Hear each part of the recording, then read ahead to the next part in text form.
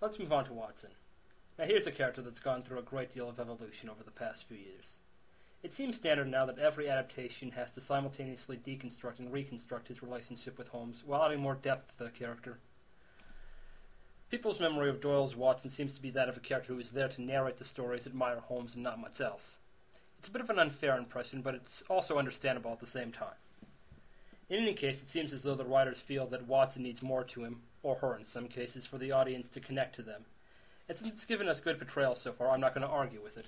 Watson's main quality is his loyalty to Holmes, and that's something Freeman brings to the table in spades. As a character in the first episode of Sherlock notes, he's very loyal very quickly. And so he is, throwing in his lot with Holmes before he has any real reason to. But at the same time, he's got his own problems to deal with, like suffering from post-traumatic stress disorder, something I don't remember seeing the character deal with very often in other adaptations, and how his life with Holmes affects his life in general. I get the impression that Freeman understands the character the same way that the late Jeremy Brett did. Brett said, Watson is a warm, loving, sunny person who's very enthusiastic, and hurt and slightly upset when his friend is rude to people or him. Freeman doesn't play the character the exact same way, of course. He's much more damaged, and he's much less patient with Holmes. But you can see bits of the same qualities in his portrayal. He also has essentially the same background as Doyle's Watson. The same cannot be said of Lou's Watson. Along with being both a woman and an Asian American, she's also presumably not a veteran. At any rate, she's no longer a surgeon. Instead, she's a chauffeur companion hired by Holmes's father to make sure he doesn't fall back into drug use.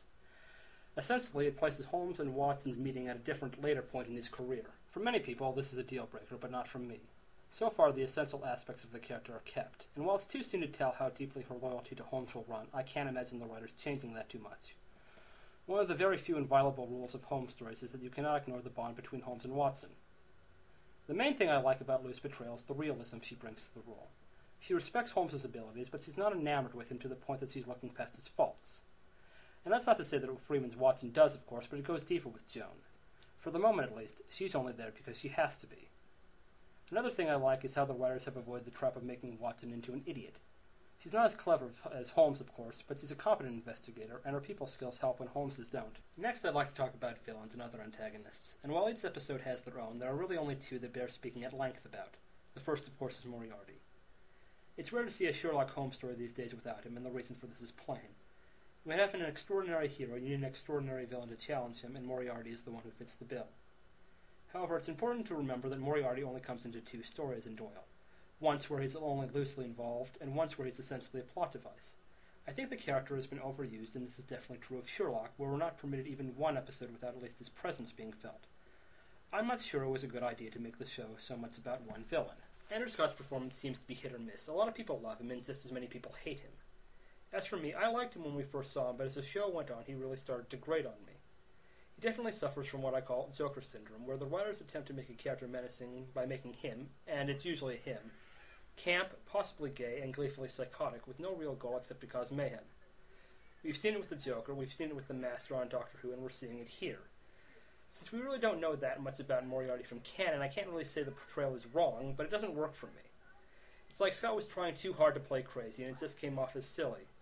I'm pleased to say that Moriarty has yet to be hinted at in Elementary, and while he'll have to appear at some point, of course, I hope we go a good season or two before he comes into play. The other villain I have to address is Irene Adler, but I don't really want to. I'm not a big fan of the character in canon, so I don't feel qualified to critique her. However, the goal of the review was to be as thorough as possible, so here it goes. Just take this with a grain of salt. Overall, I liked Moffat's interpretation of the character, in that I found her interesting. She actually managed to outsmart Holmes, which is more than I can say for Doyle's Irene Adler. She seems like the kind of person I could see the normally celibate Holmes becoming enamored with. However, there are parts of the reimagining that I dislike, and this is where fans of canon Adler start throwing around the phrase character assassination, a charge I can sympathize with. What I dislike is that they make her bisexual. This wouldn't be a complaint if it affected the story, which it doesn't, except only in the most superficial way, or even if I believed it informed Moffat's understanding of the character, but I don't. I think this, and the bit about her being a dominatrix, was added because Moffat knows his audience and wanted to titillate them. Pun intended. Again, Adler is yet to appear in Elementary, but there have been a few references to an incident in London that were clearly meant to involve her, though I have my doubts. In any case, I'd be surprised if she didn't appear at some point. As for the villains Elementary does have, there's not a lot to say about them. They're there, and they're probably clever, enough to challenge Holmes, but none of them have been particularly memorable. They do fall into the trap of being a bit obvious to die-hard mystery fans, but this is a common fault for the opening episodes of a mystery series.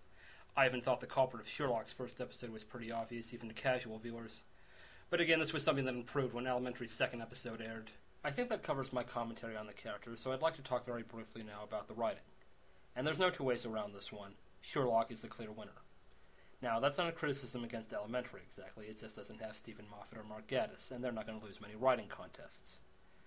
The other writer for the show is Stephen Thompson, who gets a lot of criticism, largely it seems because he's not either one of them. He's not bad, but he's not as good. The Salieri to their Mozart. There are a couple of other complaints about Thompson that I need to address, however.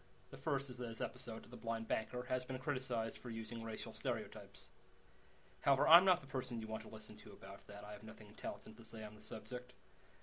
You'll have to research that if you're interested. All I can say, though, is I can see where they're coming from. His second episode, and the finale for Series 2, The Reichenbach Fall, also gets criticized for being disappointing, but you won't hear that from me. The episode ends on a cliffhanger, so it really isn't fair to judge the story before it's finished. The one major complaint that I have with the writing, that I haven't touched on already, is the humor. Specifically, one joke. All I can say is, I hope you like Mistaken for Gay jokes, because the writers seem to think this is the funniest joke in the world. This is a joke on the fact that many Holmes fans, as I previously alluded to, have speculated that Holmes and Watson are gay, and I think this joke has shown up at least once an episode at this point, and if not, it's been nearly all of them. It's gotten a bit old, but it wouldn't be so bad as a running gag if it was kept in its proper place. The problem is that it started creeping up into places where it doesn't fit. For example, in A Scandal in Belgravia, Watson interrupts a very tense scene to say, "Who the hell knows about Sherlock, but if anybody out there still cares, I'm not actually gay." There's some vague justification for it, but mostly it feels tacked on because Moffat realized the story hadn't made that comment in a while. Regarding Elementary, again, there's not much to say. It's above average for American TV, but it's not up to Sherlock standards, which wouldn't be out of place in a movie theater. It's also not great, but to be fair, it hasn't had much time to be. At the time of this recording, only 2 episodes have aired, the equivalent of one of Sherlock's. I've come to my final thoughts, and I'm going to make a liar of myself here because I've decided that I will give you some advice. If you haven't seen either of these series, or if you've only seen one, then I urge you to watch both and give them a chance. Either one is a fine choice for your viewing pleasure. If you've seen both, and you like one over the other, then stick with what you like, and try not to let the other one bother you if you dislike it. Whichever one it is, it'll be over soon, and besides, the fandom has seen far worse. But if you're like me and you enjoy both, then carry on and happy viewing. In any case, thank you for watching. Why can't we be friends? Why can't we